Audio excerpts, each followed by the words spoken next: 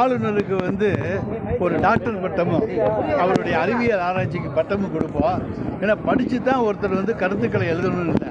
தலைவர் கலைஞர் என்ன படிச்சிருக்கான்னு தெரியும். ஆனால் தொல்காப்பிய பூங்காவுக்கு தலைவர் கலைஞர் எழுதியிருக்கிறதை போன்ற ஒரு உரையை வேறு எந்த படித்த புலவர்களாலும் எந்த மேதாவிகளாலும் எழுத முடியாது. அந்த அளவுக்கு அருமையான ஒரு உரையை எழுதியிருக்காரு.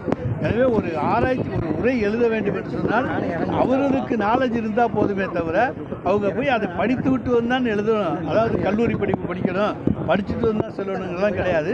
இந்த புதிய கண்டுபிடிச்சிருக்காருன்னா அவருக்கு ஒரு சயின்டிஸ்ட் பட்டம், அதாவது PhD பட்டம் கொடுக்கறதுக்கான ஏற்பாடுகள். ஐயா வைகுண்டர் சனாதனத்துக்கு ஆதரவாக செயல்பட்டவர் சொல்லியிருக்காரு. அது பல்வேறு தரப்பினர் கலந்து அவர் எதை வேணாலும் பேசிட்டு போறாரு. அவருக்கு தினசரி பேசும் பொருளாக இருக்க வேண்டும். அதுதான் இன்றைய ஆளுநருடைய ஒரே லட்சியம். ஏன்னா பிஜேபியும் போச்சு, அதிமுகவும் போச்சு. இனிமேல் திமுகவை ஏற்றி ஏதாச்சும் கருத்துக்கள் வரணும்னா தான் பேசும் பொருளாக இருந்தால் தான் கருத்துக்கள் வரும் என்கின்ற அந்த எண்ணத்தோடு இன்றைக்கு எதிர்க்கட்சியாக ஆளுநர் செயல்பட்டார்.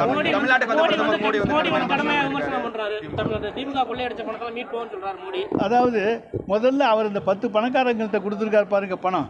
அந்த பணத்தை கொண்டு வந்து இந்தியாவில் இருக்க எல்லா மக்களுக்கும் கொடுத்தா இந்தியாவில் இருக்க எல்லாரும் கோடீஸ்வரன் ஆகிடுவான். ஏங்க போய் தமிழ்நாட்டை பற்றி பேசுகிறாரு? இந்தியாவில் இருக்க எல்லாருக்கும் இருக்கு.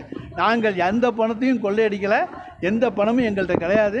எங்களை முடிஞ்சால் என்ன வேணாலும் சோதனை போட்டு பார்த்து கொள்ளட்டும். எங்களுக்கு மடியில் கனம் கிடையாது, வழியில் பயம் கிடையாது. இந்தியாவில் 10 பணக்காரனை உருவாக்கி வச்சுருக்காரு பாருங்க. அவங்கள்ட்ட இருக்க பல கோடிகளை என்னென்ன வழியிலலாம் கொடுத்துருக்காங்கன்னு தெரியும். எல்லோரையும் ஏழைகளாக்கி விட்டு 10 பேரைத்தான் பணக்காரராக்கி இருக்கிறார்.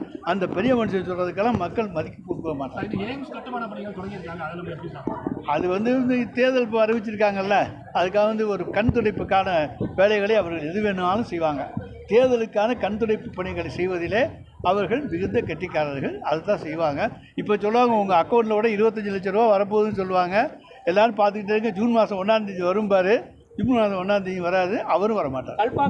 பாதகம் செய்பவரை கண்டால் நாம் பயங்கொள்ளலாகாது பாப்பா. மோதி மிதித்து விடு பாப்பா, அவர் முகத்தில் உமிழ்ந்து விடு பாப்பா.